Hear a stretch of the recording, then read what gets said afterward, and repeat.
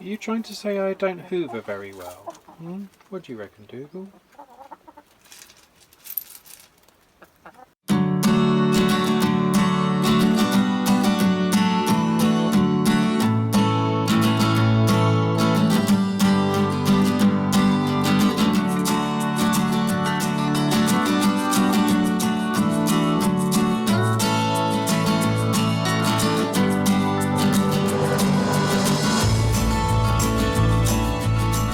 Hello and welcome back to How to Hebrides. In this episode number 5, we're going to be looking at the gorgeous Uists. And we start off as ever with places to camp. Many people make the mistake of rushing through the Uists, not realising that to appreciate these islands fully, you really need to stay a while and soak up the relaxed and friendly Uist vibe. Fortunately, some of the best campsites in the Outer Hebrides are located here, and for details of every site, please download the leaflet from Outer Hebrides Tourism. I'll leave a link in the description below. Please be aware that all the sites mentioned today have electric hookups and chemical disposal points. Going from north to south, we start at Balranald in North Uist. Balranald Hebridean Holidays is a full facility site with hard-standing pitches, a facility block and a catering trailer where I enjoyed a yummy butternut squash soup.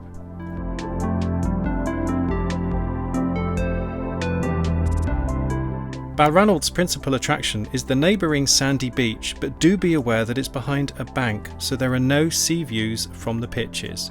Also be aware that because it's a popular site you do need to book. Hi, I'm Anne from Balranald Hebridean Holidays, campsite on the west side of North Uist. We're based on the Balranald Nature Reserve.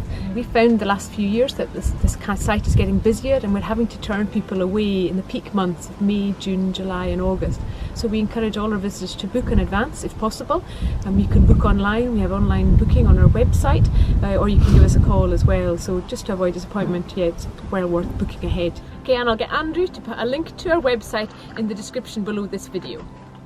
Another site you will need to book is Moorcroft, which lies further south on the west coast of North Uist.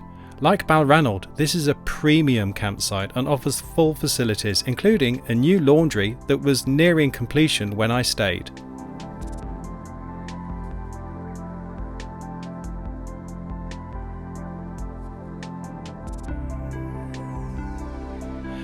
Facilities are second to none and include superb amenities for alternatively abled people.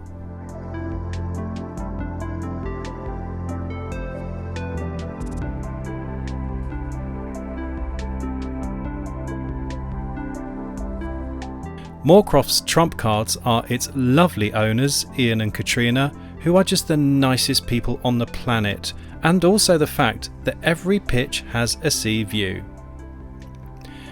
There is sand to walk on at low tide, but there is no actual beach as such.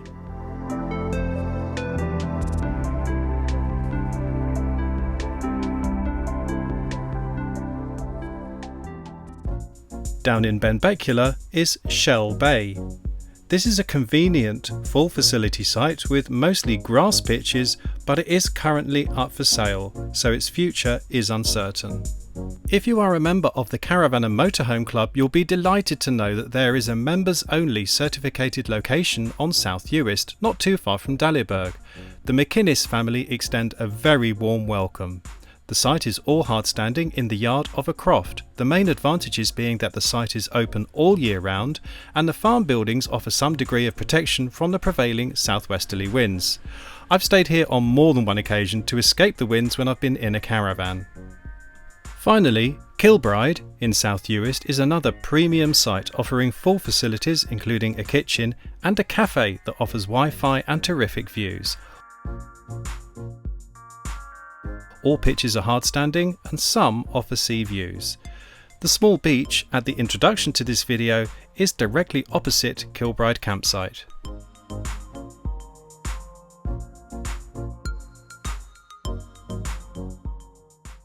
Now let's move on to places to visit and things to do.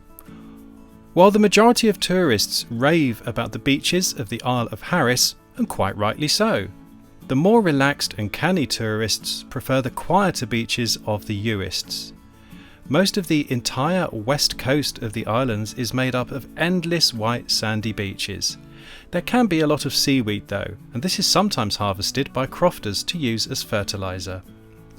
Exploring the Uists with no fixed agenda will always bear fruit, such as this idyllic scene I stumbled across one evening in Benbecula.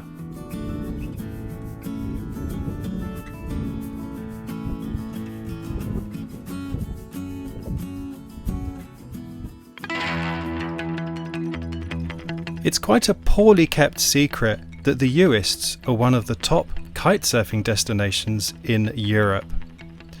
There's flat water, there are waves, and there are beaches for just about every wind direction possible. The Uists really do offer the kitesurfer absolutely everything. Well, everything except the crowds. To explore the attractions in a little more detail now, we shall once again head from north to south. So we start off by heading over the causeway to the beautiful little island of Berneray. Berneray packs an awful lot into a small island, yet there is nothing small about its fantastic west beach. The Macher in Berneray is also stunning. Seal Point is on the east side of the island, and it's a place where you are almost guaranteed to see seals, and the day that I visited was no exception.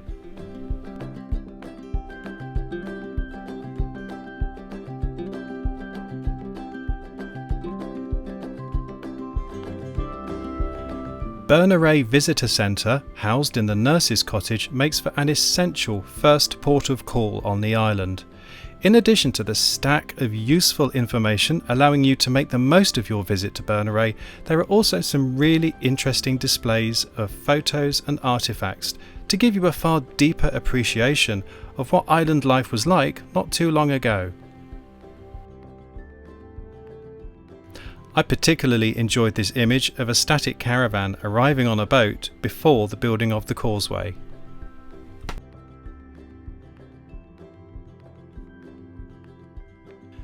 No visit to Berneray is complete without a visit to the Coral Box and a chat with the very lovely Ellie. Now, anyone who has looked at the Outer Hebrides on social media will know this young lady, the very famous Ellie from the Coral Box in Berneray. So, Ellie, can you tell us a little bit more about the Coral Box, please? Yes, this is my little shop called the Coral Box, and I have lots of items, some from other people in the islands and some by myself. The parts with photographs, like the tea towels and calendars, and coasters, is all my own photographs taken on Berneray and North Uist. All these parts here on these little bookcases are made by other people in the Hebrides. This is Solace bookbinding, and Hebridean candles here from Grimsay. They're all locally made. So I have, and the soaps from Hebridean Soap Company up in Lewis. I'm open for the summer season for 6 days a week up till September, and then I close but reopen for Christmas time. Can people find you online? Yes, I'm online on Twitter and Facebook, and I also have a website. When you're on Berneray, either at the beach or anywhere, you can pop in, even just for a look or for a chat, and say hello to me. And that's my shop, Coral Box. Heading south now to North Uist, and adjacent to Balranald campsite is Balranald RSPB Reserve. There are interpretation boards here to help you make the most of your visit. During the summer, a packed programme of themed walks takes place, focusing on spotting eagles and otters, so do check them out in the website, I'll leave a link in the description below, and see what's on while you're visiting. After searching for eagles, we head to the other side of the island to look for a bear. That's right, a bear. Langus Woods hit the headlines when it became temporary home to Hercules the bear, who escaped in 1980 while making a TV ad in Benbecula. Hercules was at large for 24 days, and it was believed he spent some of that time in the woods here. a beautiful life-sized statue of Hercules was unveiled in 2013.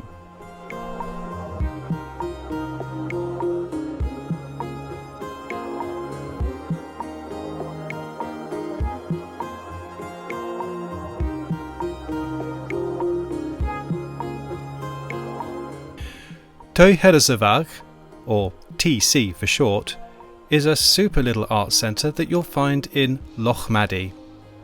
Here you'll find interesting local books, crafts, a small museum and a cafe.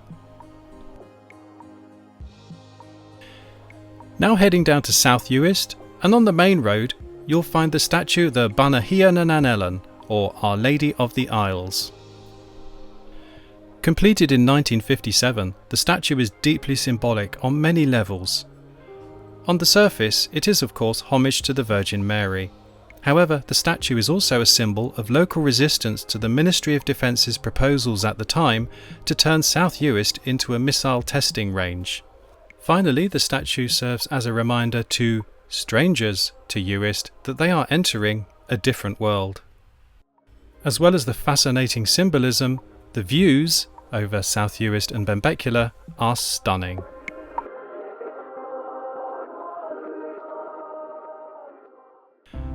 Further south down the main road in South Uist is the Kildonan Museum, which is yet another place that fulfills my love of the social history of the Outer Hebrides. There are some superb displays of modern history artefacts, leading to a deeper and richer understanding of life on the islands.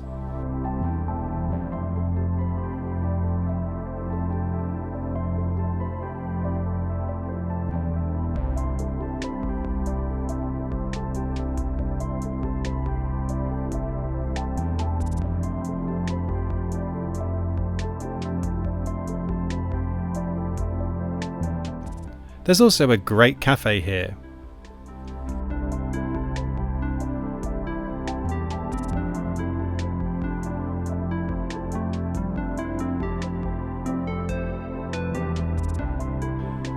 To further deepen my understanding of the islands, I decided to learn Scottish Gaelic, and it was lovely to speak Gaelic with the volunteers who work here at the museum. Everyday use of the Gaelic language is still commonplace in the Uists, and I personally find that Uist folk are, on the whole, extremely patient and willing to speak with Gaelic learners. All the campsite owners mentioned in this video are native Gaelic speakers, and everywhere I went I had ample opportunity to speak the language. It therefore comes as no surprise that South Uist plays host to Ceollas, an organisation that actively promotes Gaelic through a programme of courses throughout the year, including summer school and immersion courses. As well as language classes, the summer school offers classes in traditional music such as piping and dance. Knowledge of Gaelic is not essential to enjoy Ceollas, but I would have to say, from personal experience, the ability to eat your entire body weight in home baking is useful. The hospitality shown by the local Uist folk during Ceollas week is absolutely exceptional.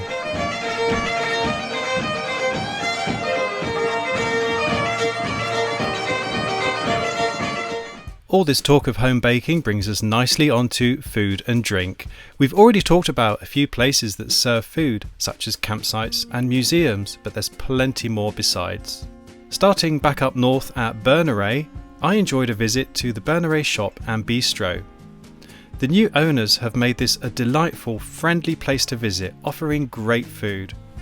Despite the varied menu, I asked if I could have a veggie burrito to be made vegan by substituting the cheese for a vegan alternative, and this was not a problem. When my lunch arrived, I was informed that the coleslaw on the side had also been changed for a vegan version too. This shows that they really know what they're doing here, and the food was delicious.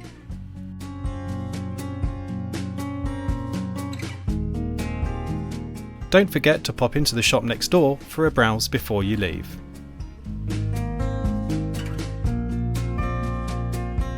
To the west of North Uist is the Cladach Kirkibost Centre, offering office services if you need them, interesting books for sale, but more importantly, cake. Tea and cake with a view. What more could you ask for? The Cladach Kirkibost Centre is also a welcome point where you can pick up local information.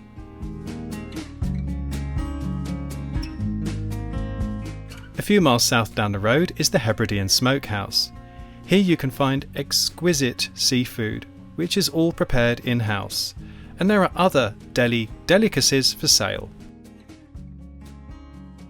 You can even go into the preparation area and watch the seafood being prepared, if you arrive before the end of the day like I did. However, there are still useful interpretation boards for latecomers like me. The island of Grimsay is also famed for its seafood, but I was more interested in its recent cafe edition called Kitchen at Ciawnahady. As well as a great cafe throughout the week, Wednesday sees a local market held at Ciawnahady too. I can't show you any pictures of the cake that I ended up having because I ended up enjoying a brilliant conversation in Gaelic with a local gentleman, and I have to say that all thoughts of filming just went out of the window. Sorry. Down on the island of Benbecula, a visit to Charlie's Bistro is a must. My friends Stephen and Carla reported back that the food and the atmosphere were both exceptional. Down now to South Uist, and the Baleshare Inn makes for a great place to relax with a chilled drink, taking in the stunning sea view and chatting with local folk.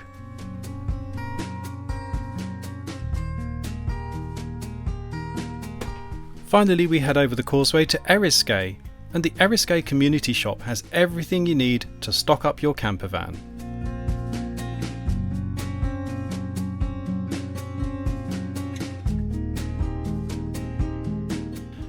Once fully stocked, head on over to The Politician for a drink or a meal. SS Politician is the name of the boat that sank off Eriskay, spilling its cargo of whiskey barrels and creating the stir that was later immortalised in the book and film Whiskey Galore. My vegan garlic mushrooms were absolutely awesome. The stunning island of Eriskay is also the place where you get the ferry over to Barra, so that brings this video about the Uists to a close. So there you have it. I hope you enjoyed that. Please be aware that this is just a taster of what you can expect when you come and visit. This is not meant to be a comprehensive guide by any stretch of the imagination. For further details about planning your visit to the Outer Hebrides, please check out all the links in the description below. I'll leave links to the Outer Hebrides tourism website and all their leaflet downloads, and also of any business or campsite we've mentioned today, I'll be leaving links in the description below. So if you have any further questions or you want further information, please check those links out. A massive thank you to Outer Hebrides Tourism for supporting this series, and a huge thank you to Adria UK for sponsoring this series, making it happen, and for the loan of this gorgeous Adria Twin Supreme van conversion which we're using for the trip. Please check out Adria's website. Again, I'll leave it in the description below. Beautiful range of caravans, camper vans and motorhomes, and they're really well worth the look. So a huge thank you to Adria UK. In the meantime, it just leaves me to say from Dougal and from me, thanks for tuning in. There, did you enjoy that, Dougal? Did you enjoy that?